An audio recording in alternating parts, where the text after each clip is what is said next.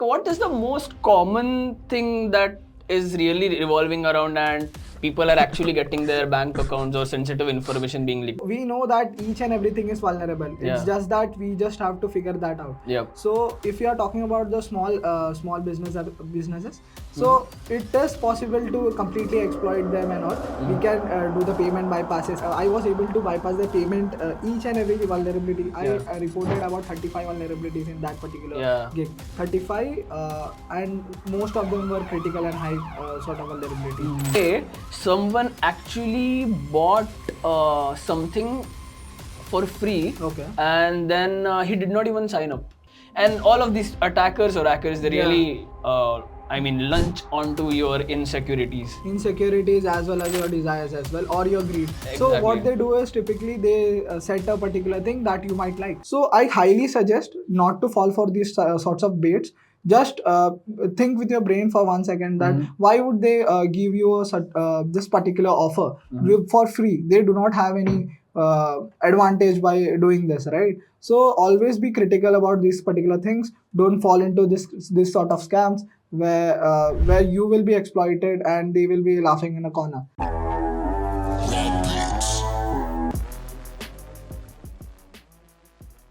Welcome to another episode of Fox Talks, and today we are going to talk about staying safe online. That is the cybersecurity guide. So this podcast is actually not going to be a technical one. There aren't going to be any slides. It's just a normal one-to-one conversation about the questions that general people have. So before we start off with the podcast, let me just introduce you to our company at what we do at Redfox. So at Redfox Security, we provide end-to-end client penetration tests ranging in fields like Active Directory, web application, and much more. For all of this, you can check out at our website, that is https://redfoxsec.com. Again, apart from all of this, we also have a lot of course content that has been offered to you guys, and it's bifurcated in premium as well. So there are premium courses that are also available at our website, that is academy.redfoxsec.com. But if at all you are not up for these premium courses, don't worry, because we have a lot of free content that is really being delivered on YouTube, and it's arranged from shorts, podcasts, and also there are some amazing blogs that have been put up by the pen testers at Redfox Security. So again, do check it out. All of this information is available at our website. It will, I'm pretty sure the website will be in the description as well. So moving on, so let me just give you a brief introduction to myself. I am Tarak Sakardande. I work as a security consultant at Redfox Security, and with me I have Joseph Simon, and he is going to walk you through the whole podcast today. So Joseph, can you just introduce yourself to the audience and let them know about what this podcast is actually going to be about? Yeah. So hi everyone, myself Joseph. I work as an associate security consultant at Redfox Security. So today's podcast topic is really interesting because it is not just going to be about the technical overview of a particular vulnerability or something like that, but it is going to be for the general public in general. Like we are going to be discussing why are cybersecurity important to not just the technical people but also to the regular not normal people they use, because they use a lot of devices in their everyday activities as well. Some people have even 2 or 3 devices, mobile devices, and they have like each and every device that they carry contains some sort of information about them. Okay, so we will be discussing in depth about in this particular podcast about these topics. Okay, that's a great one. So even if you are actually not familiar with the fields or the technicalities of pen test or cyber security, you are still fine to go, because we are going to discuss a lot of amazing practices. So let's move on to our first question. That is, what is the most significant cyber security threat that people really face today? Okay, so when we talk about normal people that they go about their life and do not worry about any of the cyber attacks that they happen, but they don't understand the importance of their own privacy. Okay, so even if you talk about just the mobile phones that they carry, that contains a lot of information, including their photos, their transactional details. Some people even have their all the documents that they have, their Aadhaar card, PAN card, each and everything. So a small device like that, if that is being hacked, so the impact for that particular person is completely huge, because they can perform identity thefts and all sort of things they can fall into. Okay. So we will be discussing about the frauds as well that typically happens that I have come across as well. So I do not use that much of social media and all. Still I face like a lot of frauds that are happening right now. Yeah, so that's it. Talking about from a general person's perspective, a lot of things are currently going on. A lot of people, attackers are doing a lot of things, malicious things, that they try to access your information, do some sort of identity theft or some sort of monetary theft as well. So yeah, it's been really easy, as these things are really easy to not exploit, but yeah, it is easy to carry out when we are considering if I am trying to access someone's bank account. Okay, if I do that in a physical way, that will be completely like it will not be possible, because there will be guards sitting there over with a rifle and all. So that might not be the best possible scenario for an attacker to do that. But if we are able to compromise a particular user or a particular system of a particular bank, so then that will be completely different. Unless you are really playing GTA 5 bank heist mission.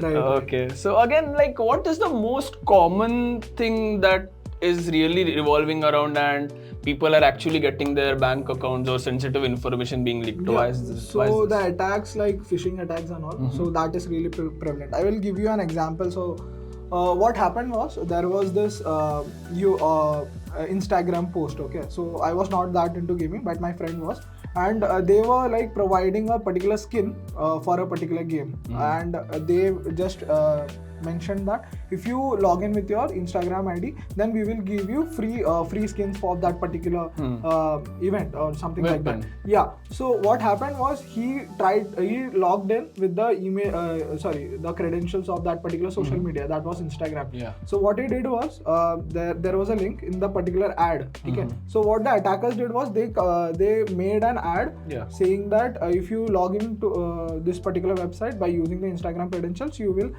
get this particular skin. But what happened was, that was a phishing scam. So when my friend tried to log in, he did not get any skin, and after 2 days his Instagram account got hacked. So this is completely common, because it is easy to exploit. They do not want to create any sophisticated sorts of tool set and all. It is already created, and what you have to do is, you just have to reach out to a larger audience. You send it to about like lots of people whose information is already compromised, like your mobile ID. It can be through your SMS, through your email IDs, through an email, and any sort of, it can be through messages as well.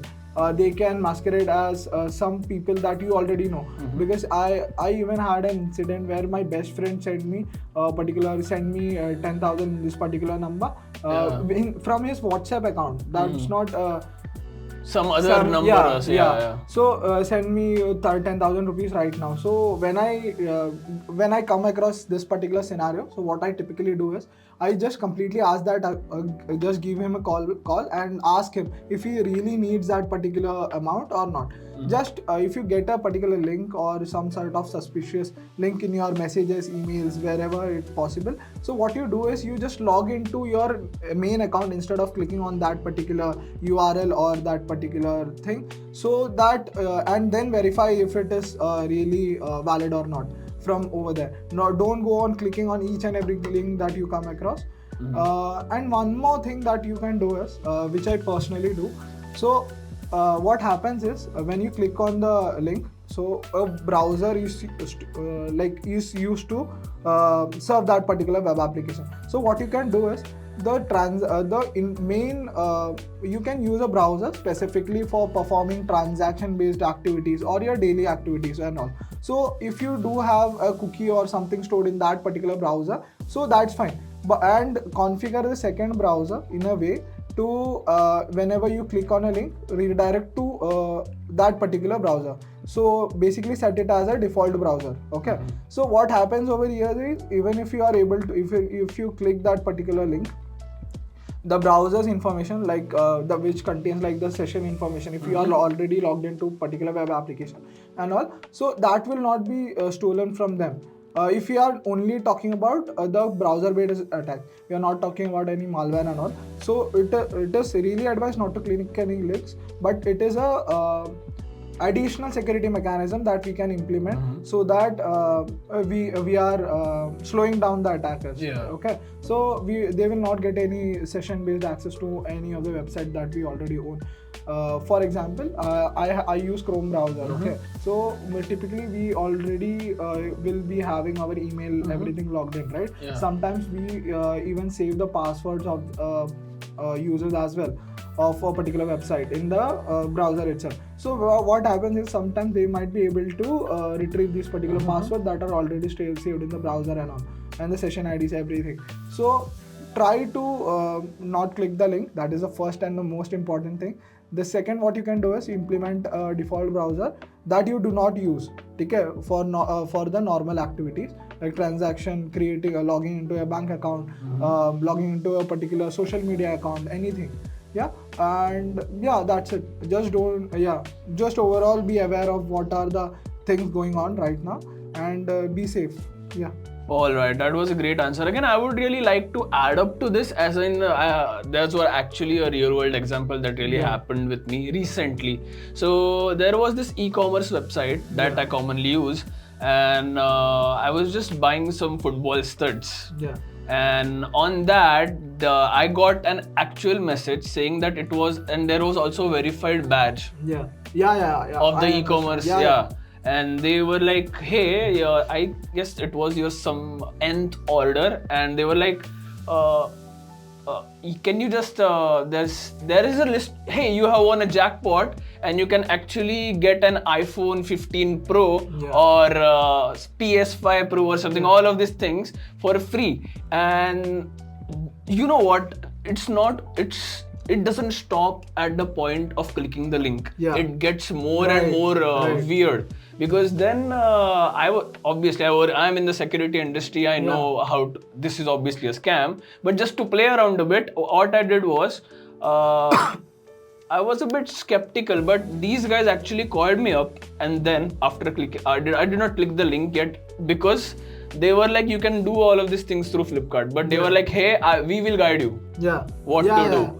And then they said there is an external gift card website that is actually available, and you have to log in there, and then you can avail the prize. But what I did was I just literally called the customer care of the e-commerce website, and I was like, hey, I really won a lottery, because this is something that is for sure a scam, but again, the curiosity. The curiosity, exactly. Now, see, I'm a security consultant and I know all of these things, but there are people who would be like, hey, there are people who, and all of these attackers or hackers, they really, lunch onto your insecurities as well as your desires as well, or your greed. So what they do is typically they set a particular thing that you might like. So over here, what they mentioned was iPhone 15, right? And that was for free. Free, totally. So that is the bait that they typically use. So they particularly feed on your greed, and what they do is, you can do this, but give us this, then we will. I even got a bank account. I received a call, okay? And they told me that we are going to be giving you 65,000, as they already knew that I have a particular FD in that particular bank account and all. So they were telling about as their FD is matured and everything. They talked about some technicalities, and they told that you will be receiving a prize of 30,000. Okay? So, and that was from a verified call. So when we usually receive a call, our Truecaller or some sort of this displays a particular thing that this is a scam, or like if it is verified and all, it displays that as well in a green highlight. So it was verified, and I received a call from that, and I was like, this must be legit, right? But I always think, why would someone give me this particular thing for free? So I just messaged my friend. I think he works in that particular bank, and he told me that there is no particular this thing. You just have to just log into your web application, bank account web application, and look for if it is to be redeemed or not, something like that. and it was not over there. So I highly suggest not to fall for these sorts of baits.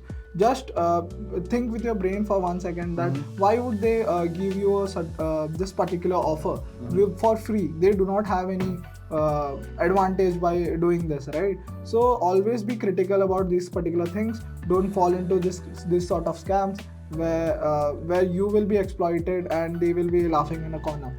Yeah, exactly.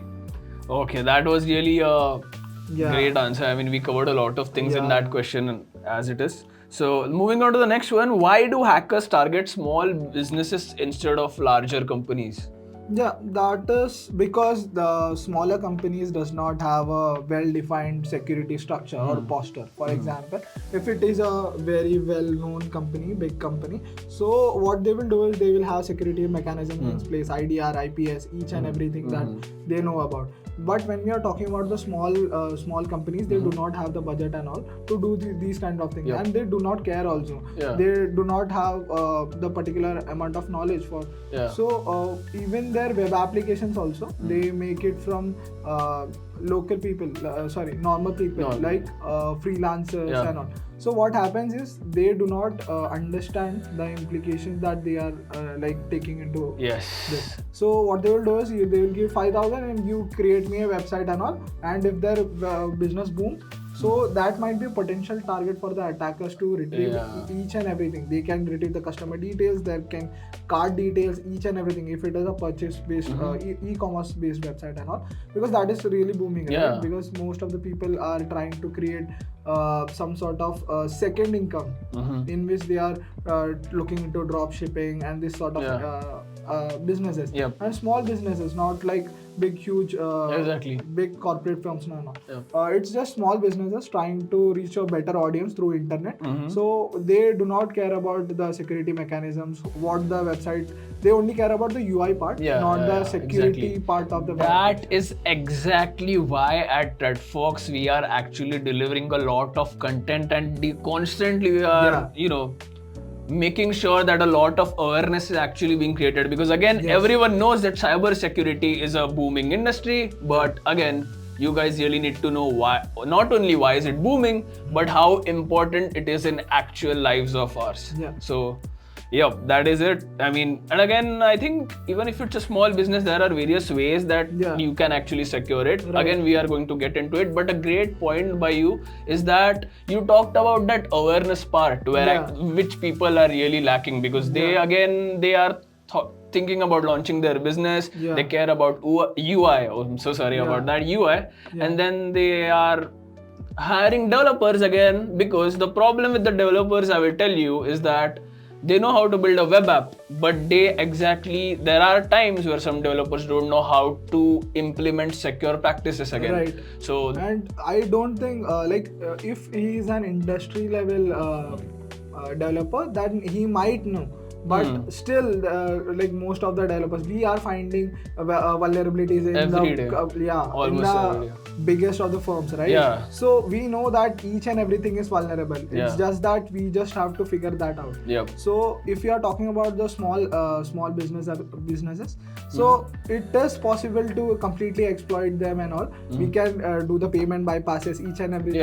I have looked into some of them as well, because I did get a freelancing gig for pen testing a particular web application as well. So I was able to bypass the payment, each and every vulnerability. I reported about 35 vulnerabilities in that particular gig. 35 and most of them were critical and high sort of vulnerabilities. So what happens is these are like college students or some sort of like beginner level people, right? Not all freelancers, but I'm not generalizing, but what I have come across is what I'm sharing over here. So this is like people who are like do not have the security based background or approach for when it comes to building a particular web application, right? So they might not understand the consequences of what they have created. So there might be a big hole in what they are trying to build.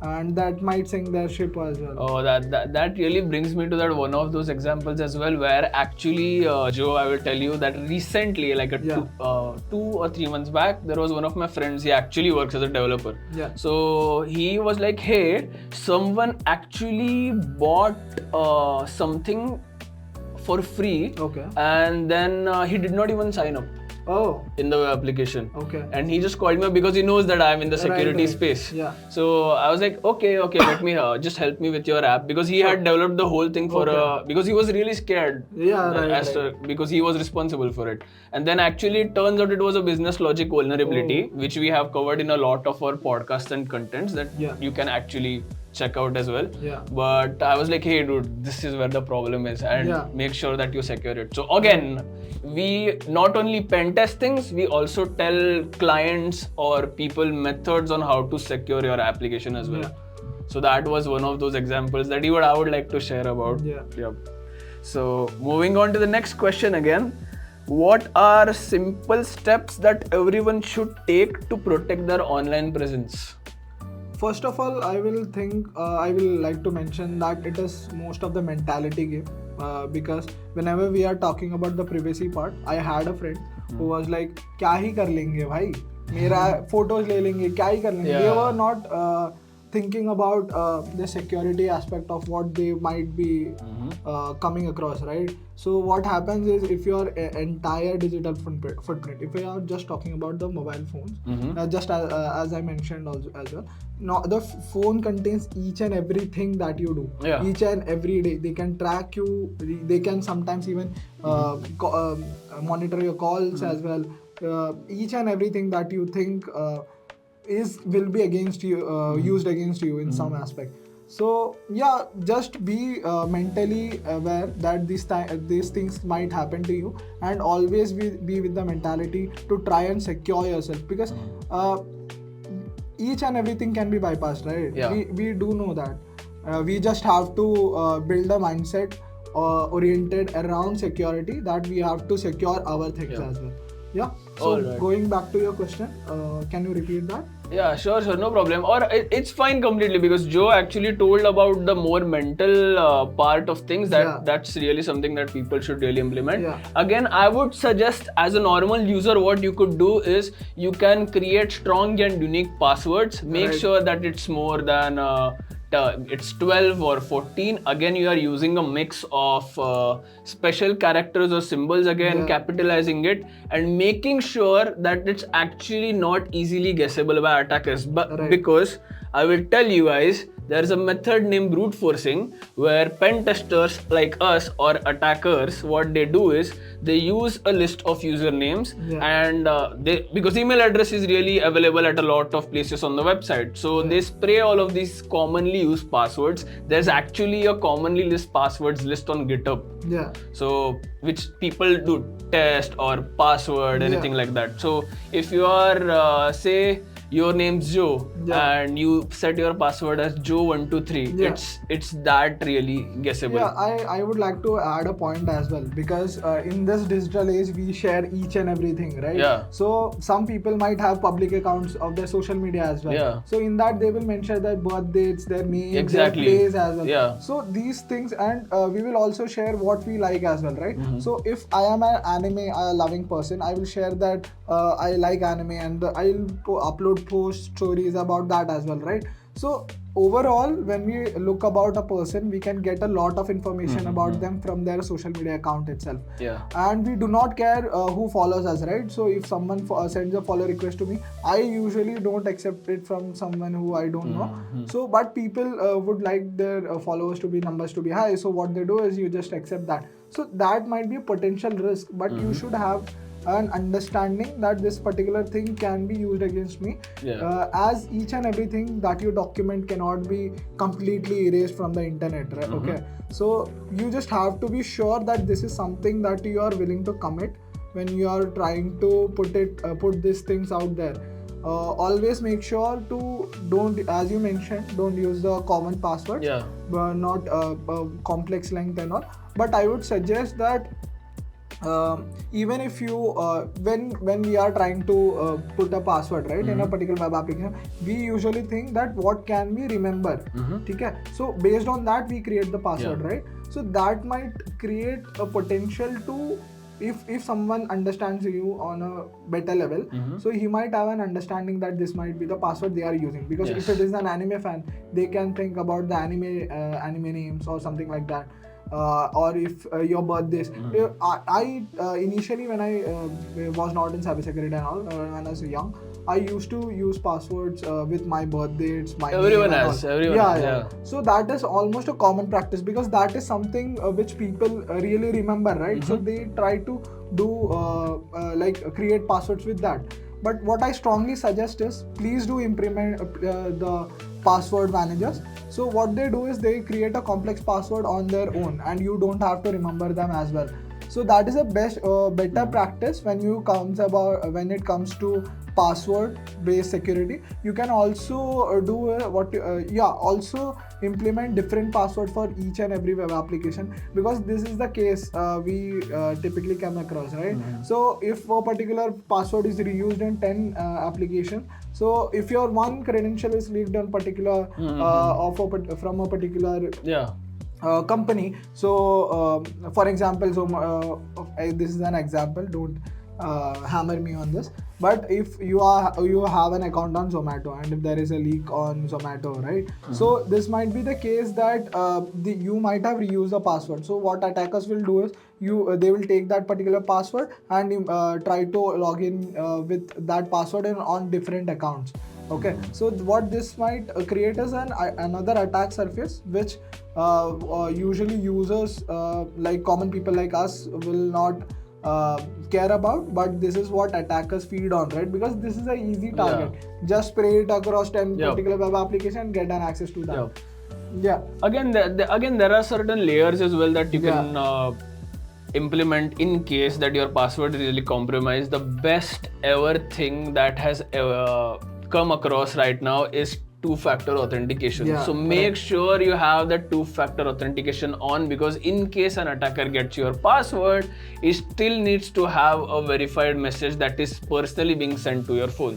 For example, for the generic viewers, I would really like to add a simple point. If you have a password for, let's say, your social media account, and it gets opened up to a lot of attackers and they use it, you still have the authority, you can save your account, because now the attacker needs your multi-factor code in order to get into your account. So that is one of the practice. Again, make sure that you are updating your systems regularly, because there are a lot of exploits that have been they are being done every day.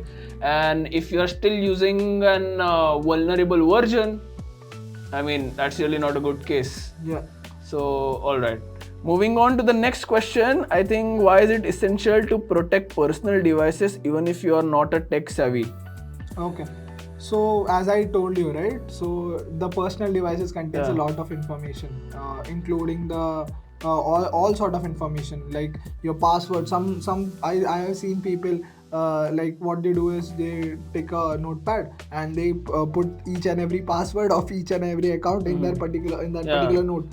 Okay, and what they might think is this is not accessible to a particular potential attacker, as this phone will always be with me, right? So they might not think about that. So each and every thing that you do on your devices, not only your mobile applications, the computers, each and everything is vulnerable, and this will get to you. So if you do not try to secure yourself on your personal level. So just to summarize the last point as well, so do implement the passwords, strong passwords, use a password manager if possible, implement 2FA, and use and one more thing, also do the regularly update your softwares that you typically use. And the main point, don't use crack softwares. It is the most vulnerable thing that you can come across. So that was about that. Do you like to add something? Yeah, that's really great. Okay, I think we have discussed a lot of things right now, and don't worry because we'll have another podcast related to the same topic. I think so that we can give you more of explanation and more of content regarding this. So don't worry, and I think we have answered these questions in the best way possible. Yeah. So that's fine. It was really great having you around. So Joe, it was a great session again with you. And there is one more news on the blog that has been recently circulating again at Redfox Security. So what is it is about that we are actually selected at a Black Hat Security conference for the training chip of forensics. So do make sure that you check it out on the Black Hat website as well. And again, it is available on our site, that is https://redfoxsec.com. So without any further ado, let's just close the podcast. It was really fun being a part of it, and we will get with more and more content again. So again, if you like our podcast and our videos, like, comment and share and subscribe, and again do rate our new podcast setup because I think it's really amazing, and please make sure to actually comment on it as well. So have a really good day, stay secure and stay healthy.